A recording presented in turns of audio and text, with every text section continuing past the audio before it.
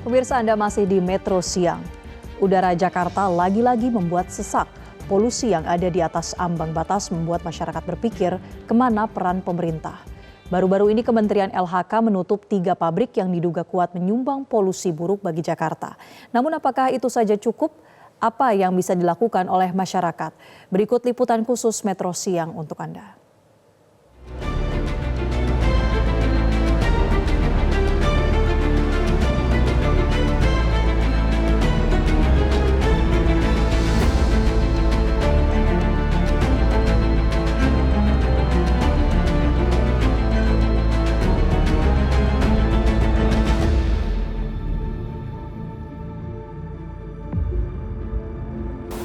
Jakarta akhir-akhir ini terasa semakin sesak, namun bukan karena penduduknya bertambah, tapi karena polusi udara yang lagi-lagi ada di ambang batas. Meski sejumlah cara sudah dilakukan mulai dari uji emisi kendaraan hingga menutup pabrik yang mencemari udara, tapi tampaknya cerita lama antara Jakarta dan polusi udara seolah tak ada habisnya. Lalu kita harus bagaimana?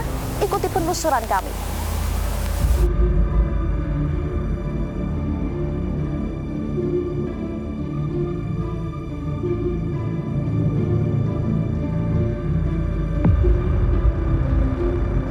Polusi udara lagi-lagi mengepung kota Jakarta. Langit yang berwarna abu seolah sudah menjadi pemandangan biasa.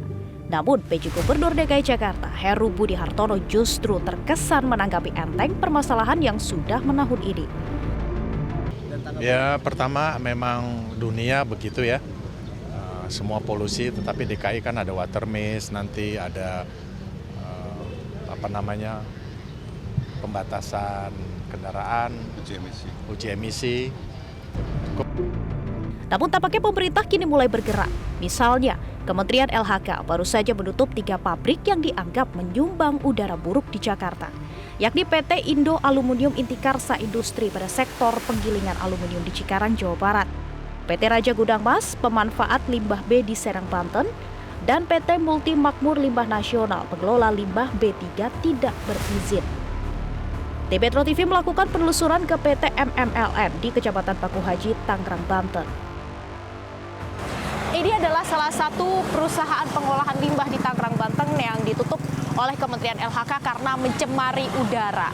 Kalau kami intip sedikit pemirsa dari luar, memang tidak ada aktivitas dan sudah ada garis yang dipasang oleh Kementerian LHK.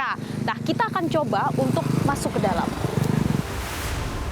Tapi sayangnya kami tidak bisa masuk karena pintu dikunci dan tidak ada orang yang berjaga. Warga sekitar juga menyebut bahwa sudah sekitar seminggu tidak ada aktivitas di sini. Kami juga mencoba mendatangi PT III di kawasan Cikarang, Jawa Barat. Meski tampak tidak ada aktivitas dari luar, namun petugas jaga menyebut tidak tahu menahu soal penutupan yang dilakukan oleh KLHK. Saya dapat info dari KLHK, katanya ada perusahaan ini namanya ditutup karena polusi udara. Bener ini bukannya Pak ya? Oh, nggak tahu itu kami Bang. Tapi kayak ini kan masih produksi nggak? Oh, berarti karyawan masih ada yang masuk juga ya? Oh, ya udah deh.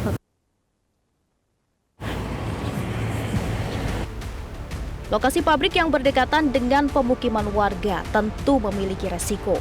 Salah satunya Lita. Wanita berusia 30 tahun ini bahkan harus pindah rumah karena asma yang dideritanya akibat udara yang tidak sehat. Oke, Bu Lita, sudah tinggal di Cikarang ini sejak tahun berapa, Bu? Kalau orang tua dari tahun 93, saya kan lahir 94 dari lahir. Oh, di sini ya? Iya. Nah, sejak lahir ada di sini, ini kan dekat banget sama pabrik-pabrik nih, Bu. Pengalamannya gimana? Pengalamannya ya polusi ya, banyak debu, terus udaranya juga nggak baik gitu kan. Mungkin pas tahun 90 itu nggak terlalu banyak polusi karena kan masih banyak pepohonan, kontrakan juga belum banyak kan. Tapi sekarang bener-bener nggak ada pepohonan, semua dibangun kontrakan karena dekat pabrik kan. Apa Bu yang dirasain dari polusi yang semakin banyak rumahnya mungkin kotor atau gimana? Iya. Ya pengaruhnya rumah kotor, banyak debu gitu kan, sampai ngepel itu paling sehari 3 kali nyapu ngepel gitu. Kalau enggak kan pasti tebel banget, ngerasa nggak enak lah gitu. Terus kalau dari sisi kesehatan gimana, Bu? Kalau dari sisi kesehatan karena saya punya asma, waktu itu sering kambuh kan, terus disaranin dokter ya untuk pindah rumah gitu, karena di sini nggak baik buat saya, daripada terus menerus kambuh terus kan lebih baik pindah. Jadi saya pindah ke Sukatani sekarang, Pilar Gading Mas. Nah, semenjak pindah masih sering kambuh atau enggak, Bu? Nggak terlalu, karena kan di sana masih banyak sawah, nggak terlalu banyak PT kan, jadi polusinya nggak kayak di sini gitu. Ini kan Kunjung. karena anak saya libur sekolah, jadi ya menginap di rumah neneknya. Oh, biasanya berapa lama, Bu, menginap di sini? Biasanya kalau hari libur aja, weekend, Sabtu Minggu, terus karena ini libur panjang, jadi seminggu lebih di sini. Nah, dalam seminggu lebih itu sempat ada tanda-tanda akan kambuh nggak, Bu, asmanya? Ya kadang kalau misalnya capek, terus polusinya panas banget, ini kambuh. Nah, kemudian ini kan anak-anak kalau saya lihat kan masih kecil-kecil ya. Ada perasaan takut nggak sih, Bu, setiap mungkin ada di sini gitu? Ya pasti ada perasaan takut, ya namanya keturunan kan. Lagi saya punya asma, jadi ya kita hindari aja. Jadi di sini cuma sebentar, lebih lama di rumah kayak gitu. Pemirsa, coba kita bandingkan kualitas udara di Jakarta dari tanggal 16 hingga 26 Juni 2024. Ternyata angkanya tidak pernah kurang dari 121. Bahkan di beberapa hari angkanya jauh dari angka tersebut, yang itu berarti sudah masuk dalam kategori tidak sehat. Sementara untuk kawasan Jabodetabek dari tahun 2021 hingga 2023 tidak pernah ada di bawah ambang batas yang sudah ditentukan WHO. Ternyata sudah sangat tidak sehat. Lalu sektor mana saja ini yang mempengaruhi atau menyumbang polusi buruk di Jakarta? Ternyata ada 44% ini penggunaan bahan bakar dari transportasi. Kemudian 31%-nya adalah industri energi. Maka dari itu KLHK sudah menutup 3 perusahaan yang menyumbang pencemaran udara di Jakarta. Tapi yang jadi pertanyaan, apakah hal tersebut sudah efektif untuk memperbaiki kualitas udara di Jakarta? Sebenarnya itu jadi seperti agenda rutin ya dari pemerintah untuk melakukan penegakan hukum, dan itu memang sebenarnya adalah kewajiban. Di satu sisi kami mengapresiasi bahwa ada tindakan yang dilakukan oleh pemerintah begitu. Tapi di satu sisi kami juga menyayangkan kenapa itu dilakukan hanya sebatas momentuman saja. Gitu ya. Jadi kalau kita mau lihat kecenderungannya dalam beberapa tahun terakhir, itu ketika kita sudah tahu trennya bahwa di setiap Juni, Juli, Agustus hingga Oktober itu biasanya tren polusi udara itu akan tinggi. Begitu.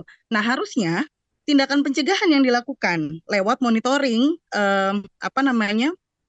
polusi udara yang diproduksi oleh perusahaan-perusahaan tersebut secara kelembagaan itu harus diperbaiki, termasuk juga diberikan penguatan, baik itu penguatan dalam konteks orang yang mau memonitoring. Yang kedua adalah sumber pendanaan, anggarannya itu harus diperkuat, gitu. Yang kemudian daerah-daerah yang peraturan-peraturan yang ada itu diperiksa kembali, dilaksanakan atau tidak. Kalau tidak, segera laksanakan. Dan kemudian relasi antara pusat dengan daerah ini juga harus diperbaiki. Jabodetabek ini kan banyak kendaraan bermotor. Ya. Kendaraan bermotor ini juga merupakan kontribusi terbesar berkaitan udara di Jabodetabek, ya, kontribusi dari emisi kendaraan bermotor.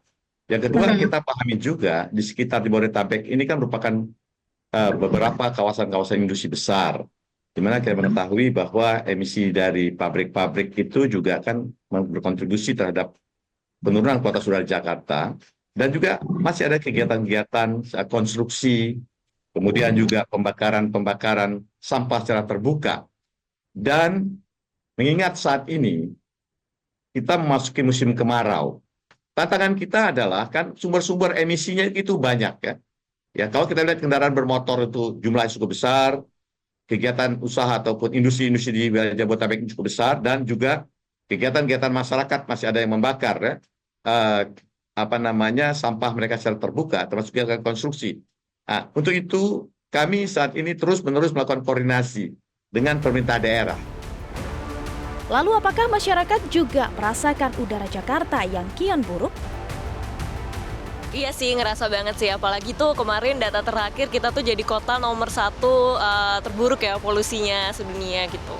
Yang jelas makin parah, benar. Karena kita lihat aja dari udaranya ini kurang penghijauan. Kerasa banget sih, apalagi kalau waktu pagi gini atau enggak pas pulang kerja gitu, rasanya kayak udara tuh sesek banget itu buat bernafas gitu. Nah, Mas sebagai warga Jakarta nih, apa yang dilakukan untuk turut memperbaiki kualitas udara di Jakarta? Yang pasti saya tiap hari ya berangkat kerja naik kendaraan umum karena untuk mengurangi penggunaan kendaraan pribadi. Oke, kalau aku sih yang pertama banyakin naik transportasi umum ya. Kebetulan aku pengguna transportasi umum hampir setiap hari. Terus juga kalau untuk jarak-jarak yang masih bisa dijangkau jalan kaki, usahain jalan kaki. Terus juga pastinya nggak bakar sampah ya, karena itu kan polusinya banyak banget. Polusi udara Jakarta sebenarnya merupakan cerita lama yang belum tamat. Pemerintah perlu menegakkan peraturan tanpa tebang pilih, ini menjadi satu-satunya jalan. Jangan sampai warga Jakarta dipaksa untuk bernapas, bahkan bersahabat dengan polusi. Dari Jakarta, Tim Liputan Metro TV. Jelajahi cara baru mendapatkan informasi. Download Metro TV Extend sekarang.